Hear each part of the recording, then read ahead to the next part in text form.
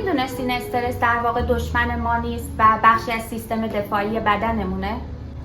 حقیقت جالبی که من با خوندن این کتاب، یعنی کتاب مدیریت استرس با تئوری انتخاب، باهاش مواجه شدم این بود که در حقیقت ما باید بپذیریم که استرس دشمن ما نیست و بخشی از سیستم دفاعی بدن ماست.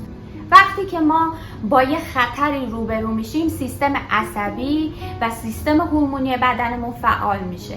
آدرنالین و کورتیزون در بدنمون ترشح میشه، قلبمون تندتر میزنه، عضلاتمون آماده دفاع میشن و ذهنمون روی خطر و اون تهدید متمرکز میشه. در حقیقت به این مکانیسم دفاعی بدن میگن پاسخ جنگی یا گریز. یعنی بدن ما یا آماده است که با اون تهدید و اون خطر بجنگه یا فرار بکنه از دستش.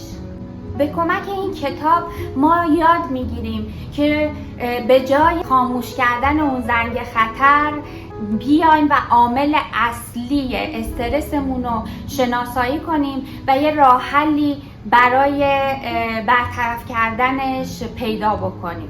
اینجاست که تئوری انتخاب ویلیام گلاسر یه دید تازه بهمون میده و بهمون یادآوری میکنه که ما نمیتونیم بر همه عوامل بیرونی استرس‌زا مسلط باشیم. البته نباید فراموش کنیم که عوامل استرس‌زا همیشه بیرونی نیستن و خیلی وقتا عوامل درونی باعث استرس ما میشن.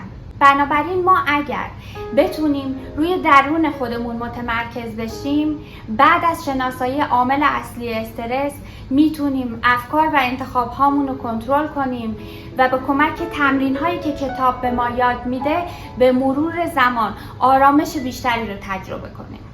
اگر شما هم این مشکل رو دارید، بهتون پیشنهاد میکنم که حتما کتاب رو بخونید و از تمرین‌هاش استفاده بکنید. ما بهتر یاد بگیریم که استرس دشمن ما نیست و به چشم یک سیستم حفاظتی و دفاعی بدنمون ببینیمش که زنگ خطر رو در مواقعی که احساس میکنیم چیزی تهدیدمون میکنه به صدا در میاره. اگر بتونیم اینطوری به استرس نگاه بکنیم، خیلی از مشکلات برطرف میشه.